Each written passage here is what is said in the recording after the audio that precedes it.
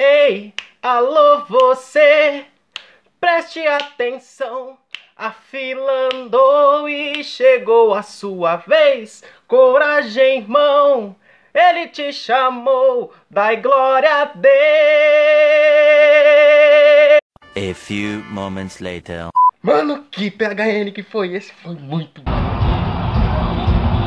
Foi muito bom, mas o vídeo não é sobre o PHM, eu só queria mostrar minha felicidade. Você viu o título do vídeo, vamos falar sobre insígnias episcopais, então roda! May it be an evening star. Sou estrangeiro aqui, o céu é o meu lugar. Salve Maria Imaculada, eu sou o Léo Leandro e hoje eu vou falar para vocês um pouco sobre as insígnias episcopais. Nós sabemos que existem 3 graus de ordenação. O mais baixo, que é o diaconato, o presbiterato e o episcopado. Quando você alcança o episcopado, você alcança o sacerdócio em plenitude. E quando você alcança o sacerdócio em plenitude, você recebe insígnias. Não é tipo do Pokémon. A primeira insígnia que eu vou falar para vocês é a mitra. A mitra significa um capacete de defesa para todas as coisas que agridem a verdadeira fé, sobre os inimigos da verdade. Por isso que é reservado somente ao bispo o direito de conceder o sacramento da confirmação, porque pela mitra ele, defensor da verdade, impõe o Espírito Santo para que aquela pessoa confirme o seu desejo de viver a verdade dos filhos de Deus. Formado de 2 partes rígidas, uma traseira e uma frontal, ele tem o formato de pentágono. E ele tem 2 faixas, as ínfulas. A mitra nasceu do carmelalco. O que é o carmelalco? O carmelalco é um chapéuzinho que parece um copo de caneta. Vou deixar a imagem aqui em algum lugar que vocês vão assimilar. A partir do século XII ela começou a ser usada nas celebrações litúrgicas. Porque sempre você vê um bispo, você vê ele com o chapelão na missa lá, tal, né? Ele começou a ser usado somente pelo Romano Pontífice, lá pela época dos anos 1000. Mas na metade do século XI, o direito de uso passou também a ser permitido aos cardeais e aos bispos. Existem alguns tipos de mitra. O primeiro tipo é o tipo ornada. Nesse tipo ornada a gente tem 3 classificações. A primeira, que é a mais importante e solene, é a preciosa. A preciosa ela sempre é ornada com pedras de ouro ou pedras preciosas. Existe a aurifrisada. O que é a aurifrisada? Ela é feita com tecido de ouro, mas não é ornamentada com as pedras preciosas. E existe a faixada com 2 faixas simples.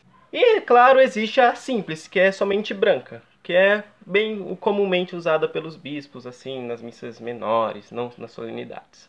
Essa simples ela tem que ser de algum pano específico para bispos e para cardeais. Para bispos ela é de linho e para os cardeais ela é de seda. Nós, na Igreja Católica, temos um representante que é o Papa. O Papa é um bispo. Por ele ser um bispo, ele também tem as suas insígnias, mas suas insígnias sempre são mais diferentes. Por isso, em cada insígnia eu vou falar dela, depois eu vou falar do Papa, que é mais diferenciada. A mitra do Papa, ela também é classificada em 3 tipos. A primeira e mais importante é a gloriosa. Ela é ornada com pedras preciosas e de ouro e tem um círculo de ouro em sua base. Também tem a preciosa, que é ornada toda com pedras preciosas, mas não possui a faixa de ouro. E tem a argântia. Argântia, como nós sabemos, vem da palavra argentum, que é do latim, que significa prata, ou seja, ela é de linha prata. E uma curiosidade é que a tiara papal era uma mitra com 3 coroas. Só que ela foi meio que abandonada. Não foi abolido, mas não se usa mais.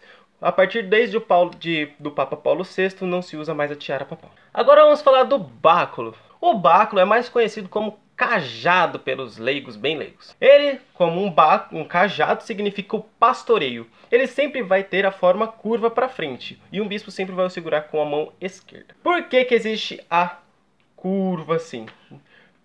Porque ela simboliza o pastoreio. E assim que uma ovelha foge, o pastor, quando tem o seu cajado, ele vai puxar a ovelha por essa ponta curva. Por isso, a sua função como um sucessor dos apóstolos é proteger o rebanho dos inimigos e mantê-lo unido. Isso que significa o báculo. Como eu disse, o Papa sempre tem uma importância maior em todas as insígnias e ele não usa báculo. Nunca foi comprovado que um Papa usou um báculo. Ele usa uma férula. A férula, diferente dos báculos que tem a ponta curva, ele tem uma cruz.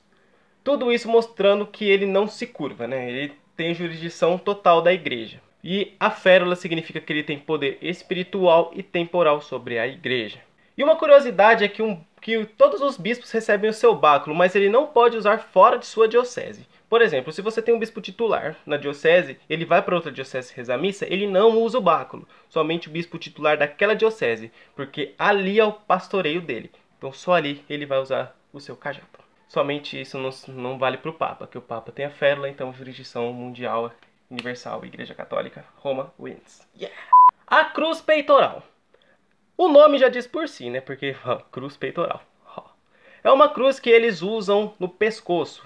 Eles usam a todo o tempo, normalmente, né? Alguns não gostam de usar, mas a maioria é indicado que use a todo tempo, no Código de Direito Canônico. Por quê? Quando cessou a perseguição dos cristãos, muito tempo atrás, os cristãos começaram a andar identificados por essa cruz, para simbolizar a vitória sobre a morte e para sempre que eles se lembrem do sacrifício de Cristo. E isso passou para os apóstolos, né, os bispos, né, as autoridades da igreja. Ele sempre deve ser preso por uma espécie certa de cordão ou alguma corrente. As diferenças para o cordão agora é por mais de grau de episcopado. Os bispos normais, né? Bispos normais, bispos e arcebispos, eles usam um cordão dourado e verde. Já os cardeais usam um cordão dourado e vermelho. Já o romano pontífice, quando usa com cordão, é usado com um cordão totalmente dourado. O anel episcopal. Ai, meus olhos, essa luz está forte. O anel episcopal significa a aliança do sacerdote com a igreja. No cerimonial dos bispos diz assim: o anel, insígnia da fidelidade e da união nupcial da igreja, sua esposa, deve o bispo usá-lo sempre. Por que o bispo deve usá-lo sempre? Por causa que o anel, assim como as alianças, tem o significado de fidelidade. Ou seja, aquilo significa e sela o compromisso do sacerdote com a igreja. Eu tenho um vídeo aqui no canal explicando por que somente homens devem ser padre, por causa da persona Christi, casado com a igreja, simbolizando o próprio Cristo que habita nele. Então, a fidelidade do Cristo que habita nele com a igreja. Ele não é obrigado a usar sempre o anel, mas muitos usam. Porém, tem um dia específico no ano em que não se pode usar o anel episcopal, que é na sexta-feira da Paixão do Senhor. Na celebração da adoração da cruz, não se usa o anel episcopal. O Papa, como eu digo, se o Papa sempre tem seus privilégios, ele usa um anel diferente. Ele usa o anel do pescador. O anel do pescador é uma referência direta ao apóstolo Pedro, o primeiro Papa. Na missa de início de pontificado, o novo Papa recebe o anel do pescador com uma imagem lembrando o apóstolo Pedro e com escrito, gravado o seu nome pontifical. Por isso que ele sempre muda o nome. Daí fica lá, tipo, lá, o Papa Francisco. Eu vou ver se eu acho uma imagem na internet e coloco aqui do Papa Francisco. E tem uma curiosidade. Se você assistiu já o filme Anjos e Demônios, mostra que após a morte do Romano Pontífice, o anel do pescador é destruído. E por último temos o palio. O palio não é uma insígnia episcopal reservada a todos os bispos. É reservada apenas ao Papa e aos arcebispos. Ele é um colarinho de lã, de cerca de 5 centímetros de espessura, com 6 cruzes. Ele possui 2 apêndices, um na frente e um atrás. E essas 6 cruzes simbolizam a comunhão com a Santa Igreja. Ele é feito com pelo de lã para simbolizar a ovelha perdida, que o pastor coloca em seus ombros. Eles são confeccionados por certo tipo de pessoas em certo período de tempo para entregar em certo período de tempo.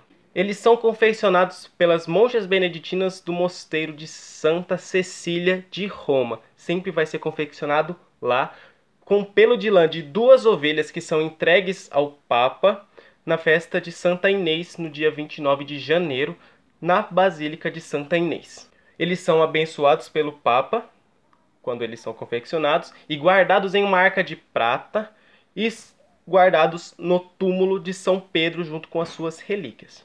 E só no dia 29 de junho, na festa de São Pedro, ele vai ser entregue pelo Papa aos novos candidatos ao arcebispado. O que acontece com isso? Se você for receber o palio, vai ter que falar o seu nome na missa, dia 29 de junho, e você vai receber só no outro ano. E um bispo que assume uma arquidiocese em certo período de tempo em que não está, ele não recebe o nome, ele só vai receber o palio em outro ano. Por causa que ele só pode receber o palio do Papa. Ele só pode usar depois que ele recebe do Papa. Os arcebispos só podem usar ele dentro de sua província apostólica. Eu vou fazer um vídeo explicando sobre diocese, arquidiocese e província apostólica, aí vocês vão entender melhor. Mas ele só pode usar ao redor da sua arquidiocese. Não pode usar em outra região episcopal. Salvo, claro, o Papa. Essa é a diferença do palio do Papa para os outros bispos. Ele pode usar no mundo inteiro, porque a jurisdição do Papa é mundial. Eu espero que você tenha gostado desse vídeo, que você tenha aprendido um pouco mais nessa catequese sobre as insígnias episcopais. Deixa o seu joinha aqui no vídeo, deixa mesmo.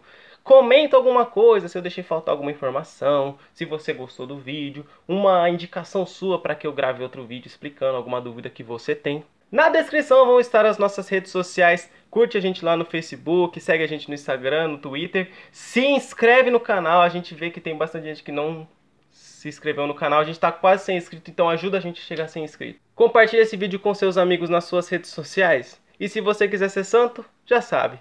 Cola com Deus. Salve Maria Imaculada.